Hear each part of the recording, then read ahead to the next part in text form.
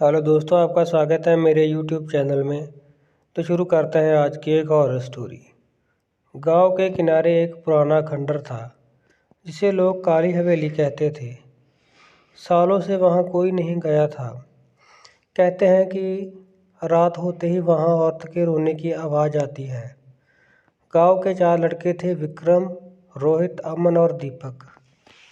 वह चारों हमेशा शरारत करते रहते थे और किसी भी बात को मजाक में उड़ाते थे। एक दिन उन्होंने ठान लिया कि आज रात काली हवेली में जाकर देखेंगे कि असल सच क्या है।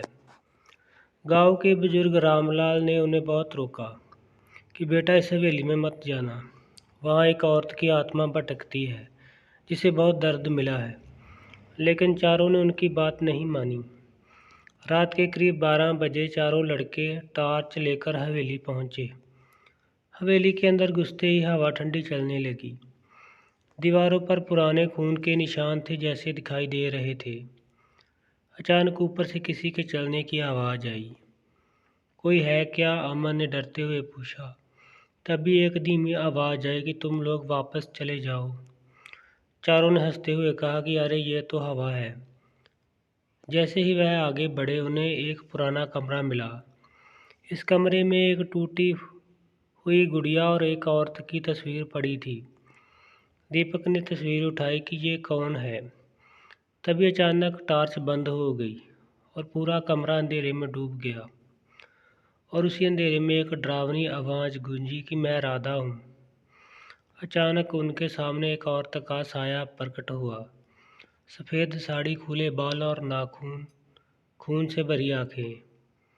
चारों डर गए, लेकिन अब भागने का रास्ता बंद हो चुका था। राधा की आवाज़ कांप रही थी कि तुम जैसे 4 लड़कों ने मेरी ज़िंदगी बर्बाद की थी। चारों को समझ में नहीं आया। फिर राधा की आत्मा ने अपनी कहानी बतानी शुरू की कि मैं इसी गांव की थी, एक साधारण लड़की। एक रात जब मैं घर लौट रही थी तो 4 लड़कों ने मुझे रोक लिया। उन्होंने मेरी इज्जत छीन ली और मुझे मारकर इस हवेली में फेंक दिया। कमरे में सन्नाटा छा गया। मैंने बहुत दर्द सहा और मरते समय कसम खाई थी कि जो भी इस हवेली में आएगा मैं उसे सज़ा दूंगी। अचानक हवा तेज हो गई और दरवाजे खुद ब खुद बंद हो गए। चारों लड़के अब समझ चुके थे कि वह बहुत बड़ी गलती कर चुके थे। राधा की आंखों में आग थी कि अब तुम्हारी बारी है। और तभी अचानक विक्रम चीखने लगा। विक्रम अचानक हवा में उठ गया और उसने जैसे किसी ने उसे पकड़ लिया हो। उसके चेहरे पर डर साफ दिखाई दे रहा था। मुझे छोड़ दो, मैंने कुछ नहीं किया, वो चिल्लाया। लेकिन राधा की आवाज़ गूंजी कि तुम्हारी सूरत, तुम्हारी सोच और सब एक जैसी है। अचानक विक्रम ने जोर से ज़मीन पर गिरा दिया और वो बेहोश हो गया। बाकी 3 रोहित, अमन और दीपक अब कांप रहे थे कि हमें माफ़ कर दो, हम यहाँ से चले जाएंगे। रोहित ने रोते हुए कहा। राधा की आत्मा धीरे धीरे उनके करीब आई। माफ़ी, जब मैं रो रही थी तो तब किसी ने मेरी आवाज़ नहीं सुनी थी। कमरे की दीवारों पर खून के निशान और गहरे हो गए। अचानक दीपक के पैरों में किसी ने पकड़ लिया। वह गिर पड़ा और चीखने लगा कि बचाओ। अमन उसे खींचने की कोशिश करता, लेकिन तभी कोई अदृश्य शक्ति उसे नीचे खींच रही थी। धीरे धीरे दीपक जमीन के अंदर समा गया और उसकी आवाज़ बंद हो गई। अब सिर्फ 2 ही बचे थे, रोहित और अमन। दोनों दरवाजे की तरफ भागे, लेकिन दरवाज़ा खुद ब खुद बंद हो गया। राधा की आत्मा अब उनके बिल्कुल सामने थी कि तुम लोग यहाँ क्यों आए? अब खाली हाथ नहीं जाओगे। अचानक अमन के सामने उसी की लड़की की अपनी परछाई खड़ी हो गई जिसे वह घूर रही थी।